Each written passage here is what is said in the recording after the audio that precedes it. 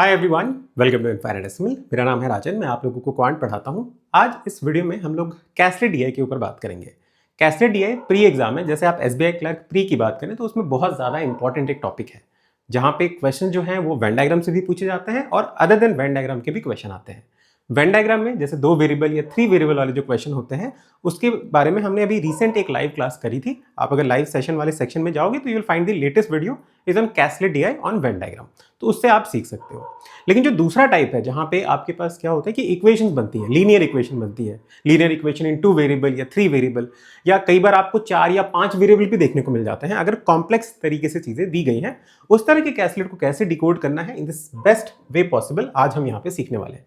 So welcome to this series decoding caselet by Rajan Jha, जहाँ पे मैं आपको सिंप्लीफाई करके बताऊंगा कि अगर आपको कॉम्प्लेक्स से कॉम्प्लेक्स इक्वेशन भी बन रही है या मल्टीपल वेरिएबल्स अगर बन रहे हैं तो उसको आप कैसे कम करके नंबर ऑफ वेरिएबल्स को 2 या मैक्सिमम 1 में भी काम चला सकते हो। ठीक है, इस तरीके से समझने की कोशिश करेंगे। मैं एक प्री रिक्वेस्ट आपसे यहाँ पे एज्यूम करता हूँ कि कुछ चीज़ें आप लोगों को पता होंगी, और उससे पहले मैं आपको क्वेश्चन भी दिखा देता हूँ क्योंकि बहुत सारे बच्चे हैं जो ऑलरेडी बहुत सारी कैसलेट को प्रैक्टिस कर चुके हैं। तो अगर आपने कैसलेट प्रैक्टिस किया हुआ है सफिशिएंट तो you will have difficulty in solving this, क्योंकि इसमें जो इन्फॉर्मेशन दिया है लेवल इसका पीओ लेवल नहीं है, ये क्लरिकल लेवल का ही क्वेश्चन है, लेकिन इन्फॉर्मेशन इस तरीके से दिया है कि अगर आप इसको करने जाओगे तो यू विल फाइंड कि 4 वेरिएबल बन रहे हैं, लेकिन इसको हम 2 वेरिएबल में भी सॉल्व कर सकते हैं। वो कैसे करना है, कैसे चीज़ों को हमें एसोसिएट करना है, वो अच्छे से सीखना है। बस मैं आपसे रिक्वेस्ट करूंगा कि जिनको आता है, आपको कैसलेट अगर दिक्कत नहीं है तो इसको एक बार पॉज कीजिए एंड ट्राई कीजिए खुद से सॉल्व करना। ठीक है, और करने के बाद मेरा सोल्यूशन जरूर चेक कीजिएगा कि मैंने किस तरीके से किया, कैसे चीज़ों को एसोसिएट किया, जिससे कि आपको सीख जो है ना मेरी वो समझ आए। अच्छा, आई होप आप लोगों ने सॉल्व किया होगा और आपका आंसर आया होगा। अब मैं इसको सॉल्व करके बताता हूँ कि किस तरीके से हमें चीज़ों को आगे लेके चलना है। सॉल्व करने से पहले मैं यहाँ पे कुछ एजम्पशन मान के चलता हूँ कि आप लोगों को ये चीज़ पता होगी कि जो लीनियर इक्वेशन होता है हमारे पास जिसमें 2 वेरिएबल होते हैं, दिस इज माई एजम्पशन। ठीक है, मैं ये मान के चल रहा हूँ कि कम से कम ये आपको पता है कि अगर मैं आपको कुछ ऐसा एक इक्वेशन दे देता हूँ 2x plus for example 3y that is equal to let us suppose 19। ठीक है, और एक इक्वेशन में आपको x plus y equal to अगर 7 दे देता हूँ, चलो ठीक है। तो ये 2 इक्वेशन अगर आपके पास है तो इन दोनों इक्वेशन को आप सॉल्व कर पाते हैं, आपको x और y की वैल्यूज निकालना पता है। बिकॉज कैसे करते हैं इसको, तो एलिमिनेशन मेथड लगाते हैं। ठीक है, तो ये मैं मान के चल रहा हूँ कि आपको एलिमिनेशन मेथड लगाना आता है। वहाँ पे हम क्या करते हैं, in case you don't know, just मैं छोटा सा एक एग्जांपल यहाँ पे करके बता देता हूँ कि हम क्या करते हैं। Basically we try to pick up variable जिसको हम एलिमिनेट करना है। जैसे मान लीजिए मैं x को एलिमिनेट करना चाहता हूँ, तो x यहाँ पे 2 से मल्टीप्लाई है, तो मैं दूसरे इक्वेशन को भी क्या करता हूँ, पूरे इक्वेशन को 2 से मल्टीप्लाई कर लेता हूँ। तो जैसे मैं 2 से मल्टीप्लाई करूँगा this will become 2x plus 2y equal to 14। ठीक है, अब अगर मैं ये ओरिजिनल जो इक्वेशन था उसको और ये जो न्यू फॉर्म आया है सेकंड इक्वेशन का, इन दोनों को सब्ट्रैक्ट करूंगा, यू विल सी कि 2x से 2x कैंसिल हो जाएगा, 3y से 2y कैंसिल होगा तो y बचेगा। ठीक है, x तो कैंसिल हो गया, you have only one variable that is y। अब इस साइड हम अगर देखें तो मेरे पास कितना बचा, 5, तो y की वैल्यू 5 आ चुकी है आपके पास। ठीक है, तो एक वेरिएबल निकल गया।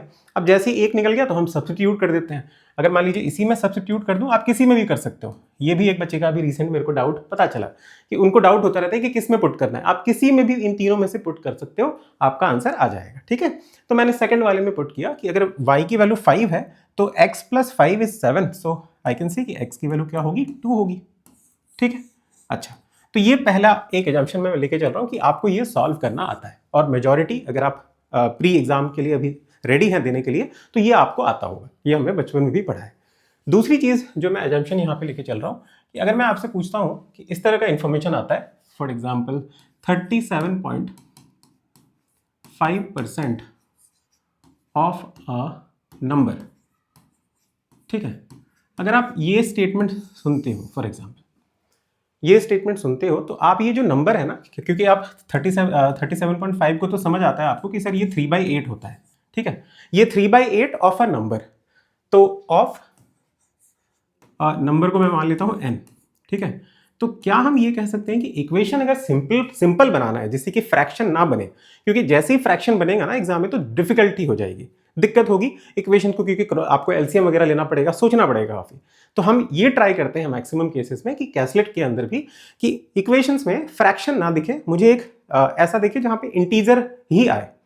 तो अगर इंटीजर आना है तो अगर मैं आपसे पूछूं कि बताओ n को किस तरह का नंबर मैं एज्यूम कर लूं, क्योंकि n वेरिएबल है ना, मैंने ये नंबर को एक वेरिएबल n एज्यूम किया है, कोई बच्चा n करेगा।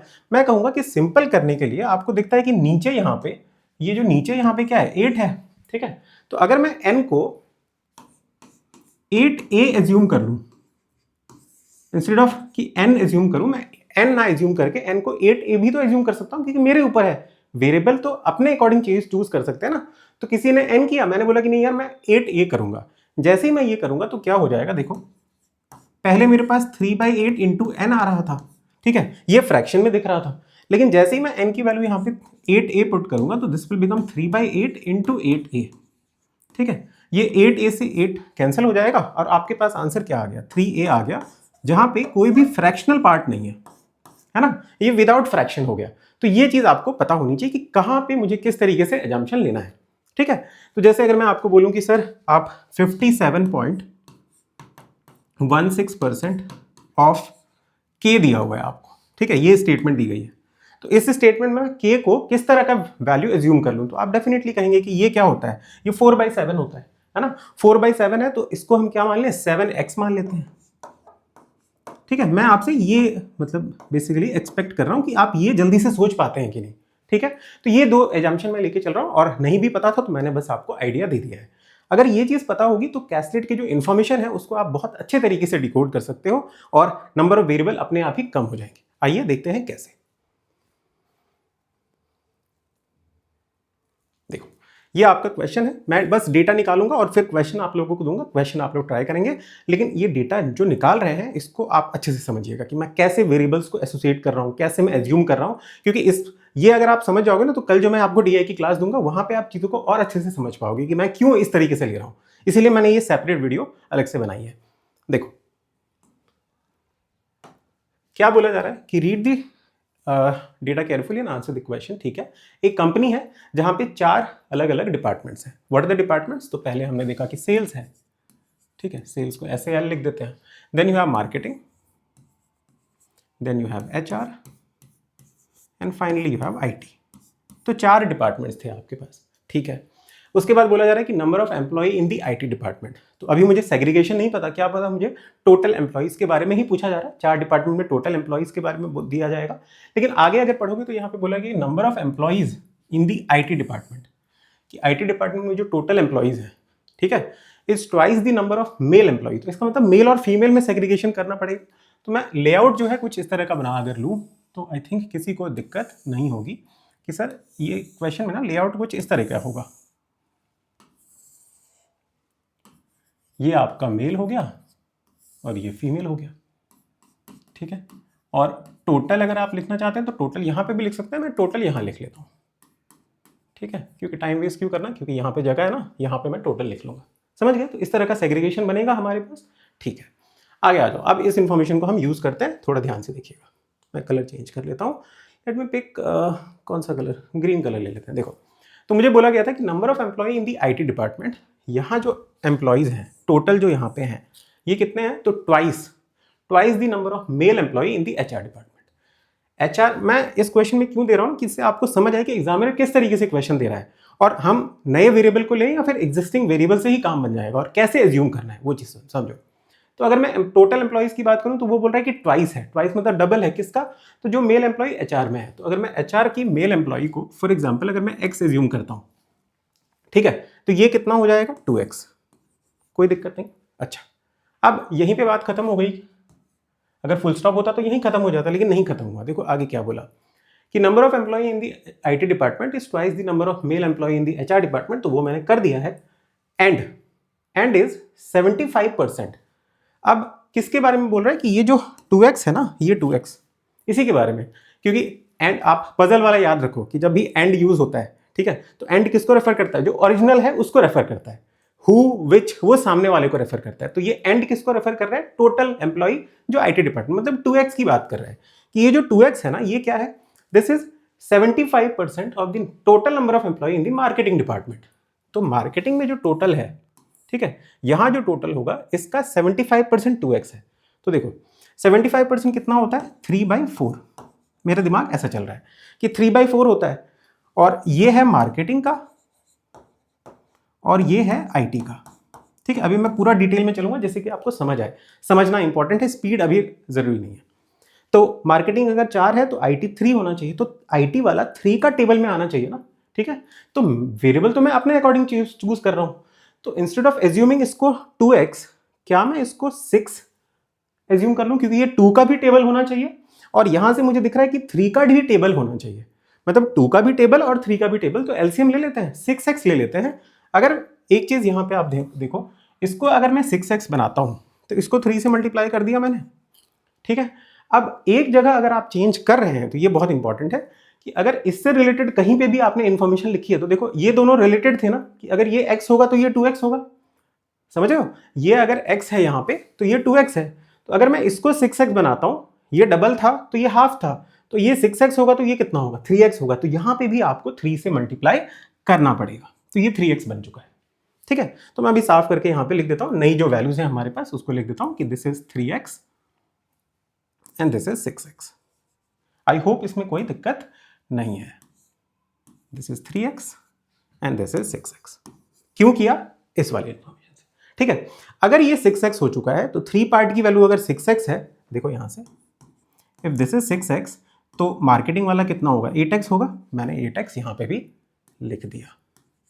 आई होप कोई दिक्कत नहीं। देख रहे हो, ये सारी इंफॉर्मेशन एक ही सिंगल वेरिएबल में एसोसिएट हो चुकी है। ऑलराइट, नाउ तो यहां तक काम हो चुका है। ऐसे आपको सोचना है। अभी ये मैंने आपको डिटेल में बताया, लेकिन एग्जाम में अगर मैं करता तो मैं डायरेक्टली इसको ऐसे लिखता। ये सब मुझे कुछ भी लिखने की जरूरत नहीं है, क्योंकि मैंने देख लिया कि 75% मतलब 3/4 होता है, 3 का टेबल आना चाहिए। तो इसको 6, इसको 3, इसको 8x। करेक्ट। अच्छा, आगे चलिए। उसके बाद बोला जा रहा है कि ratio of female employ in the marketing department to the HR department is 6:5। अब देखो कि मार्केटिंग, ठीक है, और HR में जो फीमेल का रेशियो है, मतलब दिस और दिस, इन दोनों का जो रेशियो है वो कितना है, 6:5 है। तो मैं जनरली रिकमेंड करता हूं कि आप ना जब भी रेशियो की बात हो तो 6 और 5 भी लिख दोगे तो चलेगा। ठीक है, लेकिन बच्चे बोलते हैं नहीं सर हम वेरिएबल लिखना चाहते हैं, तो कोई बात नहीं, आप वेरिएबल लिख लीजिए। इसको 6y लिख लेते हैं, इसको 5y लिख लेते हैं। ठीक है, ऐसा हो गया। आगे बढ़ो। आगे आपको दिया जा रहा है कि 40%, now this is very important, 40% of the employee in the IT department. ध्यान से देखना क्या हो रहा है, होने वाला है। 40% of the employee in the IT department. तो किस एम्प्लॉय की बात कर रहे हैं, क्या फीमेल या मेल की बात कर रहे हैं या टोटल की बात कर रहे हैं, टोटल की बात कर रहे हैं कि टोटल का 40%। अच्छा सर 40% कितना होता है, 2/5। ठीक है, इसका मतलब IT 2/5 ऑफ व्हाट, IT का टोटल। IT का टोटल इसका मतलब 5 के टेबल में होना चाहिए। तो बहुत सिंपल हो जाएगा, फ्रैक्शन नहीं बनेगा। अभी अगर मैं चाहूं तो बोल दूंगा कि IT कितना है, 6x है, तो ये क्या बन जाएगा, 2/5 इंटू, आई थिंक यहां आपको दिख नहीं रहा होगा, यहां लिख देता हूं 2/5 इंटू 6x। तो सर ये तो अभी या डेसिमल में लिखना चाहते हो तो 2.4 लिखो या फिर 12x/5 लिखो, लेकिन मैं फ्रैक्शन में जैसे लिखूंगा तो दिक्कत हो जाएगी। ठीक है, तो यहां से मुझे पता चल रहा है कि IT एम्प्लॉय का जो यहाँ पे डेटा दिया है उसका 2/5 लेना है। मतलब ये अगर 5 के टेबल में होता तो और सिंपल हो जाता, 5 के टेबल में होता तो और सिंपल हो जाता। तो हम क्या करते हैं, देखो इसको हटाता हूं मैं, ये क्योंकि समझ चुके हैं हम। मैं यहां पे बोलता हूं, देखिए कि इसको 5 के टेबल में होना है, ये भी उससे रिलेटेड था तो ये भी 5 के टेबल में हो जाएगा, और ये भी उससे रिलेटेड था तो ये भी 5 से के टेबल में आ जाएगा। जैसे मैंने यहाँ पे बताया था कि अगर ये डबल हुआ तो ये भी डबल होना पड़ेगा। ठीक है, ये 3 से मल्टीप्लाई हुआ तो ये भी, क्योंकि ये दोनों एसोसिएटेड थे। अब ये तीनों एसोसिएटेड थे, ये 3x था, ये 6x था, तो ये 8x था। अगर ये 5 के टेबल में जाएगा, ये भी 5 का टेबल में बढ़ जाएगा, ये भी बढ़ जाएगा। क्यों, क्योंकि ये रिलेटेड थे। ठीक है, तो अब आप इसको देख रहे हैं कि ये 30x है। अब आपको लग रहा होगा सर आपके पास तो यहाँ पे इरेजर है, आप इरेज करके हम कैसे करें, तो आप ऐसे लिखोगे ना एग्जाम में कि आपने पहले 2x लिया था, कोई बात नहीं, फिर आप 3 से मल्टीप्लाई कर दो, वहीं पे सामने वहीं पे 5 से मल्टीप्लाई कर दो, ऐसे देखो इसको। ठीक है, ऐसे देख सकते हो, उसमें कोई दिक्कत नहीं है कि इरेजर नहीं है हमारे पास। तो ये हो गया, मतलब ये टोटल अब IT में कितना है, 30x, यहाँ 15x है और यहाँ 40x। I hope this is clear till here. आगे बढ़ो, क्या बोला गया था कि 40% of the employee in the IT department are male. अच्छा, तो अब यहां से मुझे पता चल गया कि अगर ये 30x है, 30x का 40% कितना होता है, 12। ठीक है, 30 का मतलब 2/5 इंटू 30 करोगे तो 12 होगा। अच्छा, 12 क्या है, मेल है, तो मैंने यहाँ पे 12x लिख दिया मेल। अगर 12x मेल है, टोटल 30x है, तो 18x has to be female. तो ये भी सेम वेरिएबल में आ चुके हैं, 2 वेरिएबल चल रहा है अभी तक। आई होप यहाँ तक किसी को भी डाउट नहीं होगा। This is how you have to associate variables. इससे क्या होगा कि नई चीज़ें नहीं बनेंगी, आसान से आसान इक्वेशन आपके पास बनता जाएगा। अच्छा, तो ये सब हटा देता हूँ मैं, और ये सब भी समझ ही गए आप, तो इसको हटा देता हूँ। ठीक है, आगे बढ़ो। कहाँ पे थे हम? यहाँ तक आ चुके थे। देखो, अब बोला जा रहा है कि number of female employee in the HR department. ध्यान से, कि नंबर ऑफ फीमेल एम्प्लॉई जो एचआर डिपार्टमेंट में है, तो एचआर डिपार्टमेंट में जो ये फीमेल एम्प्लॉईज है, दिस इज 5y, इसकी बात कर रहे हैं। ये जो 5y है is equal to the number of male employee in the sales department. कि सेल्स डिपार्टमेंट में जो मेल एम्प्लॉई है ये भी उतना ही है, तो ये 5y के इक्वल है। ठीक है, अच्छा, विच इज, अब देखो विच लिखा है, ठीक है। विच का मतलब क्या, मैंने बताया कि सबसे सामने वाले, इसकी रेफर कर रहा है, इसकी बात कर रहा है वो, कि सेल्स डिपार्टमेंट कौन सा एम्प्लॉय, मेल एम्प्लॉय, मतलब 5y की ही बात कर रहा है। कि ये जो 5y है ना, ये क्या है, दिस इज 10 मोर। तो 5y इज 10 मोर, ठीक है, 10 ज्यादा है। किससे ज्यादा है? तो 10 more the number of female employ in the IT department. IT department में जो फीमेल एम्प्लॉय है, तो कितना है, 18x। तो ये एक इक्वेशन मिल चुकी है मुझे। इस इक्वेशन को आप ध्यान रखेंगे, क्योंकि 2 वेरिएबल है तो 2 इक्वेशन चाहिए, एक इक्वेशन आपको मिल चुकी है। This is 5y plus equal to 10 plus 18x, ये x है। ऑलराइट, आगे बढ़ते हैं, खत्म होने वाला है, यहां तक आ चुके हैं। अब देखो, number of female employ in the sales department, कि फीमेल एम्प्लॉय जो यहाँ पे है, इसका डेटा तो पता नहीं, लेकिन ये है कुछ, वो कितना दिया हुआ है, 75% मोर। सो इफ समथिंग इज 75% मोर, तो कितना हो गया होगा? अगर मैं कहता हूं कि कोई 10% ज्यादा है, 110% होगा, 20% ज़्यादा है तो 120% होगा, 75% मोर मतलब 175%। एंड 175% को कैसे देखेंगे, 100% का मतलब 1 होता है, और 75% मतलब 3/4 होता है, तो 175%। तो 1 प्लस 3/4 मतलब वो 7/4 की बात कर रहा है। ठीक है, कि देखिए क्या लाइन है, इसको समझते हैं कि नंबर ऑफ फीमेल एम्प्लॉय जो यहाँ पे डेटा आना है, ठीक है, ये जो डेटा आना है, ये डेटा कितना है, तो 7/4 है। किसके? तो more than the mail employee in the marketing department. Marketing department में जो मेल है, अब यहाँ पता ही नहीं मुझे क्या है, यहाँ पता है क्या आपको? नहीं पता है, ठीक है। तो मैं ये कह सकता हूँ कि ये जो है 7 का मल्टीपल है, और ये फिर 4 का मल्टीपल होगा। अगर आपको नया वेरिएबल सोचना है तो चलो 7z और 4z मान लेते हैं, अगर लिखना है तो, या फिर आप 7 और 4 भी लिख सकते हो। ठीक, कि ये अगर 4z है तो ये 7z होगा, क्योंकि 4 से 7z कितना ज्यादा है, 75% ज्यादा है। तो इन दोनों के बीच में रिलेशन दे दिया मुझे, बहुत अच्छी बात है। आगे बढ़ते हैं, खत्म होने वाला है। देखो, अब कॉमा दे के बाद उन्होंने क्या यूज किया, विच। तो ये विच किसको रेफर करेगा? ऑब्वियसली जो मार्केटिंग डिपार्टमेंट का डेटा है मेल एम्प्लॉय उसकी, कि मार्केटिंग में मेल कितना था, 4z। कि ये जो 4z है, ठीक है, this 4z is equal to क्या है, इज 80%। 80% मतलब क्या होता है, 4/5। 4/5 किसका? Of the female employ in the HR department. ठीक है, एचआर डिपार्टमेंट में फीमेल कितना है, 5/, लिख दिया। 5 से 5 कैंसिल हो गया, 4 से 4 कैंसिल हो गया, मतलब z इक्वल टू क्या है, y ही है ना। ठीक है, तो हमने बस लिखने के लिए लिख दिया था, यहाँ पे ऑलरेडी हमारे पास क्या मिल गया कि y तो है वो z के इक्वल ही है, तो जहां पे भी z है उसको मैं y बना सकता हूं, तो मैं बना दिया। ये क्या है, this is nothing but 7y and this is 4y। ठीक है, और हमारा हो चुका है पूरा का पूरा सॉल्व। देखिए, ये 7y, ये 4y, सब कुछ मिल गया ना। 2 वेरिएबल में सारा डेटा आ चुका है, एक इक्वेशन भी है हमारे पास। अब सॉल्व करना बाकी है, जो जितना जल्दी सॉल्व करेगा उतना जल्दी आंसर आ जाएगा। अब यहाँ से देखिए, मैं ये कह सकता हूँ कि 6y प्लस 4y, क्योंकि ये टोटल का मार्केटिंग का डेटा पता है ना कि वो कितना है, 40x है। ठीक है, तो 6y plus 4y 10y, 10y की वैल्यू कितनी है, 40x, तो 10y इज 40x। तो y कितना हो जाएगा, 4x हो जाएगा। अगर y 4x आ चुका है तो हमारे पास एक इक्वेशन थी ना, 2 इक्वेशन 2 अननोन है, यहाँ y को पुट कर देते हैं। y की वैल्यू अगर 4x है तो ये बन जाएगा 20x। ठीक है, 20x equal to 10 plus 18x। ठीक है, ये 18 से अगर मैं इसको काट दूं तो यहाँ 2x बचेगा, 2x की वैल्यू 10 है। ठीक है, 2x की वैल्यू क्या है, 10 है। आई होप आप लोगों को दिख रहा होगा स्क्रीन पे, यस। सो 2x की वैल्यू 10 है, तो x की वैल्यू क्या आ गई, 5 आ गई। x अगर 5 है तो y आपका कितना आ गया, 20 आ गया। This means we have got all the different values जो हमें चाहिए थी इस इक्वेशन में, सॉरी इस क्वेश्चन में। आ जाओ सबको फिल कर लेते हैं। यही लास्ट स्टेप है, उसके बाद क्वेश्चन पे चलेंगे। देखिए वाइट कलर से लिख देता हूँ, this is 140, this is 100, this means this will be 240, ठीक है। ये 6y है तो ये 120, ये 80 और ये 200 हो जाएगा, ठीक है। और ऐसे भी हो रहा है 40x मतलब 40 इंटू 5 200, ये आपका 150, ठीक है। ये 5 है तो ये 60 और ये 90 हो भी रहा है ऐड करके 150, 5y मतलब 100 एंड ये 15x था, 15x मतलब 60, सो this is 160। I hope this is clear. ये डेटा हमारे पास आ चुका है और इस तरीके से आपको वेरिएबल्स को जो है और जो रेशियोज होते हैं या परसेंटेज होते हैं, वेरिएबल को किस तरीके से मैनिपुलेट करना है जिससे कि सिंपल से सिंपल इक्वेशन बने, ऐसे बनाओगे। एल्स इस क्वेश्चन को आप अगर करेंगे ना नॉर्मल तरीके से तो यू विल फाइंड आउट कि कितना डिफिकल्ट बन रहा है, ठीक है। आपने अगर खुद से ट्राई किया है तो यू माइट हैव सीन कि कितने गंदे इक्वेशन बन रहे थे और वेरिएबल कैसे बन रहे थे। अब देखिए कितना सिंपल हो गया। तो ये चीज़ आपको सीखनी पड़ेगी, ये कैसलेट में बहुत काम आता है, इवन एक पीओ लेवल के क्वेश्चन में भी। ये तो क्लरिकल लेवल का है, मान लीजिए छोटा सा है, थोड़ा और लेंदी हो जाएगा, और पीओ में तो थोड़ा और कॉम्प्लेक्स आता है, because SBI PO is also there. ऐसा नहीं है कि क्लरिकल के लिए प्रिपेयर कर रहे हैं।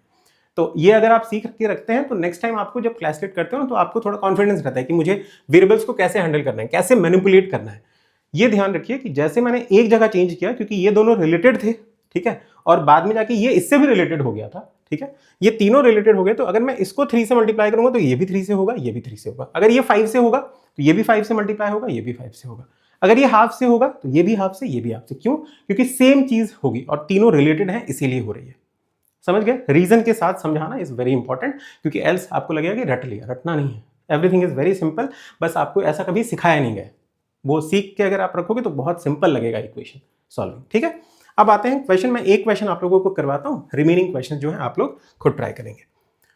सो this is the first question कि sum of the number of male employ and in HR and sales department की। मेल एम्प्लॉय किसमें? एचआर और सेल्स में। तो आज देख लेते हैं एचआर और सेल्स में मेल एम्प्लॉय कितने? 1।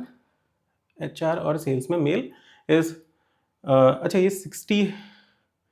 60 नहीं, ये 75 है ना, सॉरी 15 3 टाइम्स, दिस इज 75, ठीक है। अच्छा तो ये सेल्स और एचआर में जो मेल एम्प्लॉय का डेटा है वो कितना है? 175, ठीक है। तो यहां हमने लिखा कि ये कितना था? 175। सो 175 इज x% मोर देन। अब ये x जो है ना, ये ऐसा मत सोचना कि ये जो हमने x एज्यूम किया था ये उसके इक्वल है। ये क्वेश्चन का x है, ये हमारा x था। एक्चुअल में अगर क्वेश्चन देख लिया होता तो मैं यहाँ पे A B C लेता तो ज़्यादा बेहतर होता। कंफ्यूज मत करना कि सर x की वैल्यू 5 है तो वहाँ पे 5% मोर होगा। नो, क्योंकि ये तो मैंने एज्यूम किया है, ये मेरा x है, ठीक है। ये कोई और भी हो सकता है, लेकिन ये क्वेश्चन का x है। क्वेश्चन को भी किसी ने धोखा दिया है ना। So the sum of male employee in the HR and sales department that is 175, this is x% more than the female employ in the HR department. So what is the total number of female employee in HR department? That is 100. तो 100 के comparison में 175% कितना ज्यादा है? तो x% ज्यादा है। अगर मैं आपको पूछूं कि कितना ऐसे कितना ज्यादा है तो 75% ज्यादा है, क्योंकि 100 से कोई भी अगर 10 ज्यादा होता है तो 10% बोलते हैं, 20 ज्यादा है तो 20%, 75 ज्यादा है तो 75%। x की वैल्यू कितनी होगी? 75, ठीक है। और यही आपको निकालना था, आंसर हो गया option number A. I hope this is clear, ठीक है। तो बाकी के जो रिमेनिंग क्वेश्चन है अगर आपको क्लियर हो चुका है तो please try to solve and इसका कमेंट सेक्शन में आंसर बताइएगा। कैसा लगा वीडियो ये भी एक बार बताइएगा, और जो सॉल्विंग का तरीका है वो आपको क्लियर हुआ कि नहीं, कि कैसे वेरिएबल्स को हमने एसोसिएट किया, वो सारी चीज़ें भी आप लोग बताएंगे, ठीक है। और एक और चीज़ भी था, लास्ट क्लास में आप लोगों ने में से कुछ बच्चों ने बोला कि सर लाइटिंग की प्रॉब्लम है। एक्चुअली क्या है ना कि मैंने जानबूझ के लाइट को डिम किया हुआ है कि जिससे बोर्ड ना आपको अच्छे से दिखे। बोर्ड क्योंकि इंपॉर्टेंट है, जो मैं लिख रहा हूँ वो अच्छे से विजिबल होना चाहिए, मेरा चेहरा उतना इंपॉर्टेंट नहीं है, ठीक है। मैं यहाँ पे चाहूँ तो बहुत ज़्यादा ब्राइटनेस बढ़ा भी सकता हूँ, मैं आपको बढ़ा के दिखा देता हूँ, एक सेकंड रुकिए।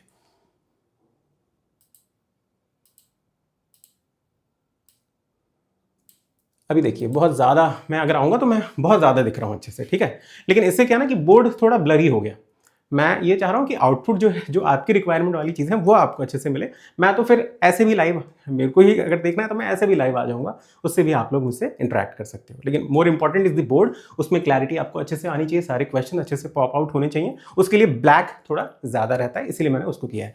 क्योंकि आप लोग कह रहे थे कि सर लाइट की में भी कमी है, 10 लाइट ऊपर लगे हुए हैं अभी भी, ठीक है। मैं सेटअप कभी दिखाऊंगा आप लोगों को जैसे ही टाइम मिलता है। ऑलराइट, सो आई होप ये क्वेश्चन आपको समझ आया होगा और ये इसके आंसर भी आप लोग कमेंट सेक्शन में दीजिएगा। अगर इसके अलावा भी अगर आपके पास कुछ क्वेश्चंस हैं जिसमें डाउट है या कोई टॉपिक आप चाहते हैं कि मैं उसके ऊपर आपको बताऊं तो ज़रूर से कमेंट सेक्शन में बताइएगा। I love to make video on that. And कल आप लोगों की एक क्लास होगी डीआई की जिसमें हम लोग बहुत सारे अलग अलग तरह के डीआई करेंगे, तो please don't miss it. Class आपकी जो है शाम को रखेंगे हम लोग, तो शाम को प्लीज़ ज्वाइन कीजिएगा इसी चैनल पर लाइव सेशन वाले सेक्शन में। चैनल का नाम है इनफाइनाइट डेसिमल, मेरा नाम है Rajan. Signing off, thank you so much.